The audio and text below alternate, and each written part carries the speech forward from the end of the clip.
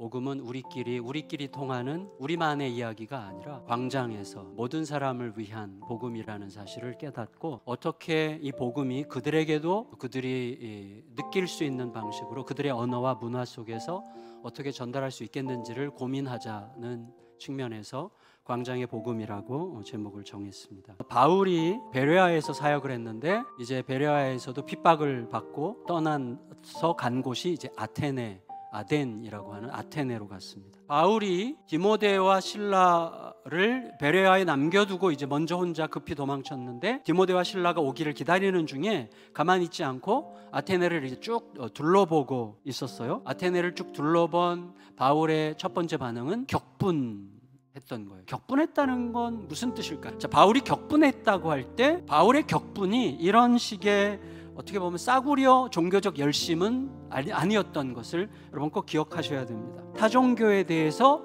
유치한 적대감을 드러내는 것을 하나님에 대한 충성이라고 여기는 것은 복음이 아니에요. 그리고 복음의 핵심은 뭐예요? 예수 그리스도의 사랑이 모든 분열과 적개심과 불순종을 이기는 최후의 승리의 능력이라는 것을 깨닫는 거예요. 왜냐하면 바울에게 있어서 우상이라고 하는 것은요, 그러니까 뭐 격분할 필요가 없는 거예요. 우상들에게 뒤덮인 하나님의 세상을 보면서 하나님을 위하여 질투했던 거예요. 하나님이 주신 자유와 기쁨을 누려야만 하는 인생들이 엉뚱한 것에 내 인생을 소비하느라고 하나님이 주신 자유와 기쁨을 다 박탈당한 채 거짓에 사로잡혀 살아가는 세상의 현실에 격분했다라고 우리가 봐야 되는 것이죠. 물론 여러분, 낯선 바울이라는 사람 하나가 격분했다는 게 도대체 뭐 무슨 의미가 있겠냐고 생각할 수도 있어요. 우리는 이런 질문을 할 때 이미 우리가 결과주의자, 성공주의자, 승리주의자라는 전제 때문에 이런 생각을 하는 거예요. 신자는 얼마나 경쟁력이 있냐, 승률이 얼마나 되느냐,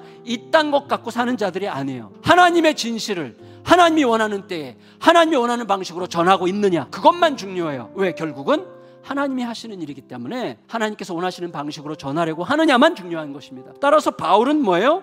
회당에서는 하나님을 아는 이들과 더불어 시장에서는 하나님을 모르는 이방인들과 더불어서 인생의 질문들에 대하여 그들과 변론을 벌였어요. 바울이 뭔가를 얘기할 때 몇 가지 반응들이 일어났어요. 어떤 사람들은 바울을 말쟁이라고 했는데 여기저기서 쪼아먹고 와서 뱉어내는 자라는 다소 경멸적인 표현이 이제 말쟁이라는 뜻이었고, 어떤 사람들은 바울이 여러 신들을 전한다라고 생각을 했는데 이렇게 생각한 사람도 있었고, 어떤 사람들은 바울을 끌고 너가 진짜 말하고 싶은 게 뭐냐, 무슨 뜻이냐를 집요하게 묻는 사람들도 있었어요. 이토록 다채롭고 열정적인 반응을 보인 이유는 아방가르드한 첨단 지식에 관심이 너무나 많았기 때문에 그렇다라고 누가는 설명하고 있어요. 이런 도시들의 특징이 뭐예요? 새롭고 낯선 것들에게도 기회가 있다는 거죠. 여러분, 하나님께서는 분명코 회심자가 있든 없든 관계없이 이미 누군가를 변화시키고 계시는 중일 거고, 또 한 사람의 변화가 천 사람의 변화의 출발이에요. 결과가 어떨 것 같아? 그래서 결과가 좋으면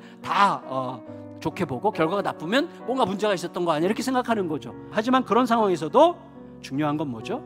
그런 아주 힘든 상황에서도 듣고 싶어하는 사람들이 나왔고 믿는 자들이 나왔다는 거예요. 몇 사람이라도. 사이즈가, 규모가 뭐 잘 됐어? 안 됐어? 이런 결과가 깡패죠. 따라서 당장의 결과에 너무 쉽게 연연해하곤 하는 우리들은 매우 의도적으로 하나님의 더 길고 더 영원한 안목 가운데 우리들의 오늘을 바라보고 오늘 성실히 한 걸음 한 걸음을 걷고 다시금 씨앗을 뿌리고 다시 힘을 내서 내 눈의 결과가 어떻든지 간에 관계없이 내가 하나님과 바른 관계 속에 오늘을 살면 언젠가는 하나님의 위로와 평안을 누리게 되는 복된 날들을 경험하시기를 예수님의 이름으로 축원합니다.